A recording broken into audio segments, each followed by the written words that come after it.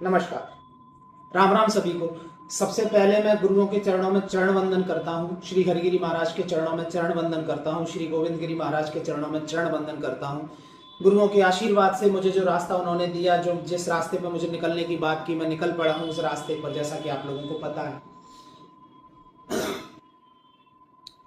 बात करना शुरू करते हैं हम उन चीजों की जहां से हमने शुरू किया था और जहां पर हम पहुंचे हैं। सबसे पहले मैंने एक वीडियो बनाया था जिसमें मैंने कहा था कि कुछ अच्छा करने की कोशिश की जाए तो मुश्किल नहीं होता। अगर आपका निर्णय दृढ़ हो तो कुछ मुश्किल नहीं होता। अगर खोखले वादे करने हैं, खोखली चीजों में पड़ना है तो जिंदगी भर पड़े रहो। खोखले लोगों के पीछे भागना है तो जिंदगी भर भागते रहो। उठ के खड़े हो जाओगे, चीजें होनी शुरू हो जाएंगी, कोई रोकने वाला नहीं है।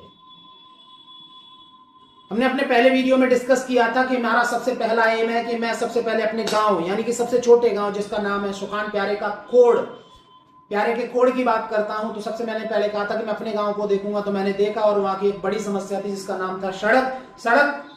और बहुत बुरी दुर्दशा में जी रही वो सड़क, जिसका आपने पीछे 2 वीडियो में देख लिया होगा।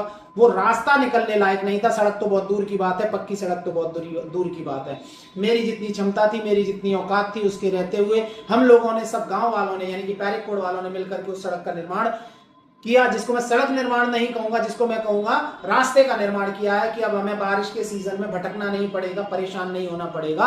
यानी कि हम अपने बीमार दुखी गर्भवती महिलाओं को समय रहते हॉस्पिटल पहुंचा पाएंगे, जिससे उनकी जानें बच सकती हैं। जैसा कि बहुत सारे लोगों ने बताया भी है और आप लोगों को पता भी है कि हमारे ही पुराने 4 से 5 या 6 केस हार्ट अटैक के हुए, जो सिर्फ इस वजह से हुए कि हार्ट अटैक का केस बारिश के सीजन में हुआ। और बारिश के सीजन में हमारे यहाँ से पेशेंट को हॉस्पिटल तक पहुंचाने के लिए बहुत ज्यादा समय लग जाता है। वो इसलिए लग जाता था क्योंकि 4 पाइप हमें उसको पक्की सड़क तक पहुंचाना पड़ता था। उसके बाद किसी साधन के थ्रू हम उसको ले जाते थे। हमारी गाड़ियां घर पे रखी सड़ती रहती थी और हमारे काम नहीं आती थी। अगर वही पेशेंट उस गाड़ी में बैठता और सीधा निकल जाता तो शायद समय रहते हॉस्पिटल पहुंचता और शायद बच जाता। तो मैं आग्रह करता हूं सभी लोगों से कि ऐसी चीजों को सपोर्ट ना करें, ऐसे लोगों को सपोर्ट ना करें जो सिर्फ आपको खोखले वादे करने वाले हैं, सिर्फ आपके साथ बकवास करने वाले हैं, सिर्फ आपके इकट्ठे किए हुए पैसे को, यानी कि आपकी हक को, आप सबके हक को अपने घरों में भरने वाले हैं। छोड़ दो ऐसे लोगों का साथ, छोड़ दो। मैं बात करता हूं दिल्ली से सीधा, तो अगर ये बात मेरी दिल्ली तक पहुंचती है, और दिल्ली तक मुझे लगता है कि नहीं पहुंचती, क्यों नहीं पहुंचती उसका बहुत बड़ा कारण है कि दिल्ली तक पहुंचाने के लिए आप सबकी ताकत लगेगी इस वीडियो को।